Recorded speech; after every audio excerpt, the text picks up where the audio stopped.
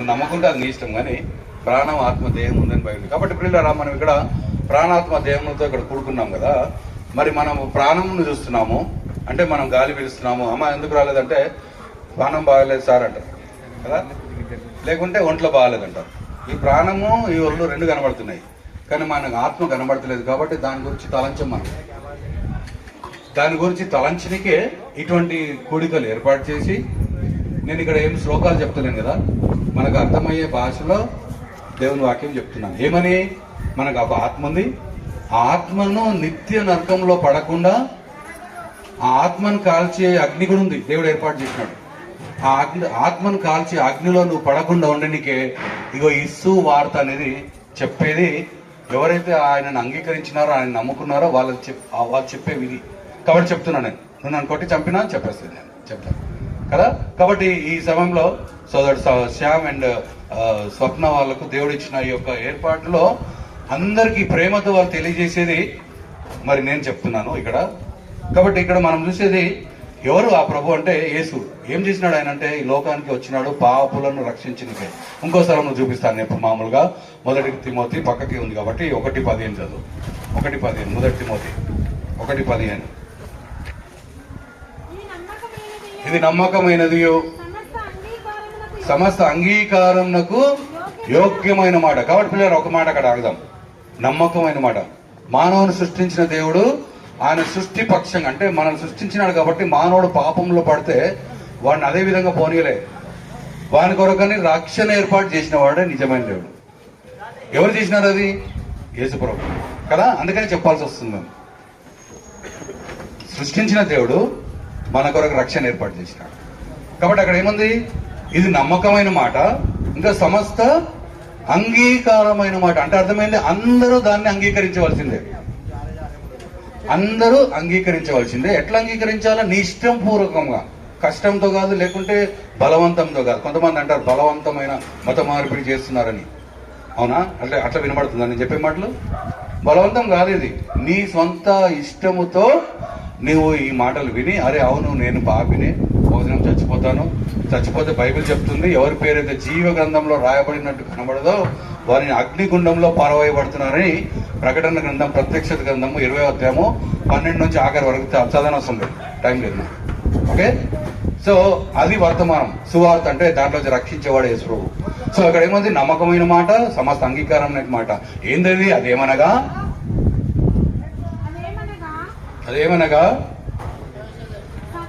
క్రీస్తు యేసు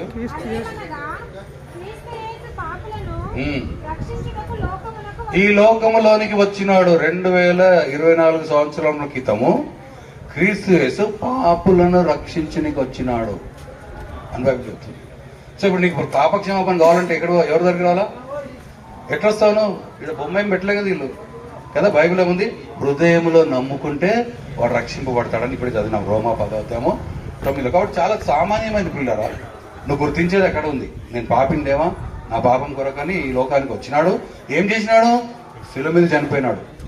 ఏ రాజకీయమైన వేషాలైనా, లేకుంటే నన్ను వచ్చి అందరు మొక్కాలా అని చెప్పలే. ఏం చేసినారు? ఆయనకు అందరికి తెలుసు కదా, యేసుప్రభుని శిలువ మీద చంపినారు. ఎందుకు? మన పాపం కొరకైన ప్రాయశ్చిత్తం ఆయన చెల్లించినాడు. శిలువ మీద చెల్లించి ఎవరైతే ఆయన యొక్క శిలువ కార్యంలో విశ్వసిస్తారో వారికి రక్షణ ఉందన్నమాట. కాబట్టి ఆయన చనిపోవడంతో, ఆయన మరణించడంతో ముగించలేదు. దేవునికి చావు ఉండదు, మరణం ఉండదు. దేవునికి ఏముండదు?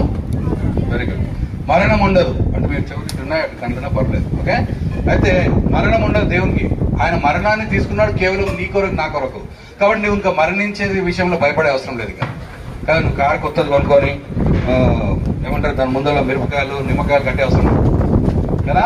కొంతమంది బిల్డింగ్ కూడా ప్రార్థన చేయమంటారు కదా, ప్రతి రూమ్ లో రిపేర్ కట్టి ప్రతి రూమ్ లో ఓపెన్ చేయమంటారు. నేను కొంతమంది క్రైస్తవులు అంటే వాళ్ళు కూడా ఆ పనులు చేస్తుంటారు. చేయకూడదు. మనం ఈ బిల్డింగ్ అంతటి కొరకు దేవుని పనులు తెలుస్తారు, వాళ్ళకి ఇచ్చినారు కదా. నేను ఒకటి గమనించిన, బాత్రూమ్ కూడా రిబన్ కటింగ్ చేయరు. కానీ బాత్రూమ్ ఎంత ఇంపార్టెంట్ చెప్పండి కదా, ఎంత ఇంపార్టెంట్ అది. సో ఈ పిచ్చి పిచ్చి ఇవన్నీ క్రైస్తవులు అని చెప్పేవారు కూడా కొంతమంది చేస్తుంటారు. ఎందుకంటే ఆ ఇంటి వారు అడుగుతారు కాబట్టి చేయాలండి. లేదు, ఆ ఇంటి వారికి సత్యం నేర్పించాలి. అది కాదు, అట్లా కాదు. దేవుడు ఈ బిల్డింగ్ 3 అంతస్తులో పైన కూడా ఉంటుంది, మీరిద్దరు ఉంటారు మనకు. ఓకే సరే, ముగ్గురు కూతుర్ల వల్ల ముగ్గురికి ఒక్కొక్కటి ఇచ్చి పైన పోయి ఉంటారు. అయితే ఇవన్నీ మనం ఏర్పాటు చేసుకుంటుంటాం కదా, కానీ ఏం మరవద్దు తెలుసా? ఎవరిని మరవద్దు తెలుసా? దేవుని మరవద్దు కదా. ఎందుకంటే 2 భాగాలు చదువుకొని ముగిస్తాం. ఒకటి పెద్ద భాగం వచ్చింది, ఒకటేమో కంటకు చెప్తాము. ఇప్పుడే చెప్పినాను, మత్తయి సువార్త 6:33. తీరవసరం లేదు. దేవుని రాజ్యం ఆయన నీతిని, అప్పుడు అవన్నీ ఇస్తూ ఉంటాడు. ఎందుకు? ఆరోగ్యంలో మనకు తెలుసు. 25వ వచనం నుంచి మనం చదువు తినవసరం లేదు, టైం అవుతుంది మనకు.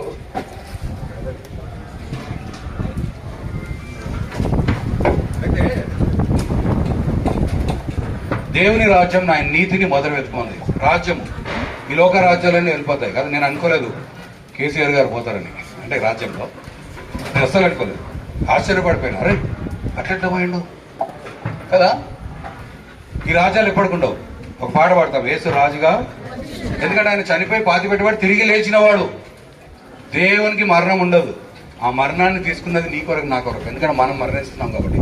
ఆ మరణాన్ని మింగి వేసినాడు ఉంది, సమాధిని గెలిచినాడని రాజు. ఓ సమాధి నీ విజయం ఎక్కడ, ఓ మరణమా అని అన్నాడు. మరణపు ముళ్ళు పాపం, మనం పాపులం కాబట్టి చచ్చిపోతున్నాం అని బైబిల్ సెలవిస్తాం. కాబట్టి పిల్లరా, నీ పాపం కొరకు నువ్వు ఎక్కడ వెళ్ళిన అవసరం లేదు. ఇక్కడ కూర్చున్న స్థలంలో మీరు మీ జీవితం అంతా బ్రదర్ శ్యామ్కు మీరు ఏమంటారు, బ్రదర్ నన్ను పిలిచిన మీ మీటింగ్ కొరకు నీకు వందనాలు. ఎందుకంటే అక్కడ నేను వాక్యం విన్నాను, నేను రక్షింపబడ్డాను, నేను ఇప్పుడు పరలోక వారసుని. ఈ లోకంలో కొన్ని రోజులు బ్రతికిన రోజులు ఆయన వాక్యంతో బ్రతికనికి నాకు ఆ మాటలు వినిపించినావు, నీకు వందనాలు అని మీరు చర్చకు వచ్చి ఇంకా వాక్యంలో ఎదగొచ్చు మీరు. కానీ నేనేం చెప్పినాను, దేవుని రాజ్యం అన్నిటిని బతుకు. ఎందుకన్నాడు మాట అంటే, అప్పుడు అవన్నీ మీకు చేర్చబడతారంటే ఏంటి అవన్నీ? ఏం కిందమా? ఇదే అందరు తలంపు కదా. ఇంకా ఇన్సూరెన్స్లు కూడా చేసుకుంటాం మనం, లైఫ్ ఇన్సూరెన్స్ కదా. లైఫ్ ఇన్సూరెన్స్ అంటే 99 సంవత్సరాల దాకా ఉంటాయి కొన్ని. నువ్వు 99 సంవత్సరాలు అంటే నువ్వు చచ్చిపోయినాక కూడా నీకు వస్తూనే ఉంటాయి ఇంకా. అంటే నేను చచ్చిపోయిన తర్వాత ఇంకెందుకు నాకు పైసలు? అవి తలంచం మనం, ఓ నా పిల్లలకు రావాలా, నా పిల్లలకు రావాలా అని ఏర్పాటు చేసుకునేది ఈ రాజ్యాలు. కానీ పరలోక రాజ్యంలో చేర్చబడుతున్నావు అనేది చూసుకునేది ఈ దినం దేవుడిని మీకు ఒక తరుణం ఇస్తున్నట్టు పిల్లలు. కాబట్టి అవన్నీ అంటే అర్థమైందంటే ఏం తిందామో ఏం త్రాగదమైంది. నేను అనుకోను ఈ దినాలలో ఎవరికి కూడా 20 రోజు రాత్రికి బియ్యం లేని వారు ఉన్నారని. గవర్నమెంట్ వాళ్ళే ఏర్పాటు చేస్తున్నారు కదా. ఏమంటారు దాన్ని? రేషన్ బియ్యం. కొంతమంది అంటారు రేషన్ బియ్యం బాగుండదని. నాకు ఇష్టం రేషన్ బియ్యం కదా. ఏ బియ్యం అయితే కడుపులో పడుతుందంతే కదా, ఇంకో పూట బ్రతకాలంతే మనం. కొంతమంది మేము రేషన్ బియ్యంతో మేము సన్న బియ్యం తింటాం అన్ని పిచ్చి పిచ్చి అని మాటలు చర్చిలలో కూడా చేస్తుంటారు. వాళ్ళకి ఇంకా వాక్యం అర్థం కాలేదు, రక్షణ ఉందో లేదో డౌట్ ఫస్ట్ వాళ్ళకి. కానీ సరే వాళ్ళు పక్కకు పెడతాము. ఇక్కడ చూస్తున్నాం మనం, అవన్నీ మీకు ఇస్తా అన్నాడు. కానీ అక్కడ ఇల్లు సంగతి రాసలేదు. ఉందా ఇల్లు?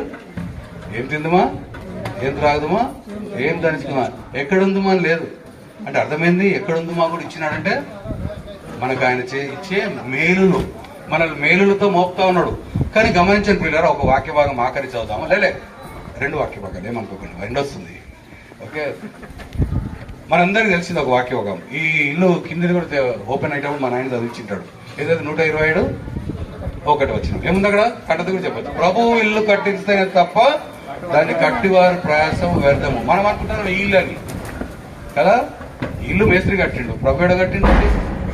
కానీ దాని కొరకు ఇచ్చే అవసరమైన సిమెంట్కు డబ్బులు వస్తుంది ఇవాళ కదా. స్టీల్కి డబ్బులు చాలా కాస్ట్లీ అయిపోయింది, స్టీల్ అని వింటా ఉంటాం. ఇవన్నీ కొరకు నీకు బలం, శక్తి, ఆరోగ్యం అంతా ఎవరిచ్చిండ్రు? దేవుడు ఇచ్చిండు. కాబట్టి ఆ దేవుణ్ణి మనం మర్చిపోవద్దు అనేది బైబిల్ చెప్తా ఉంది.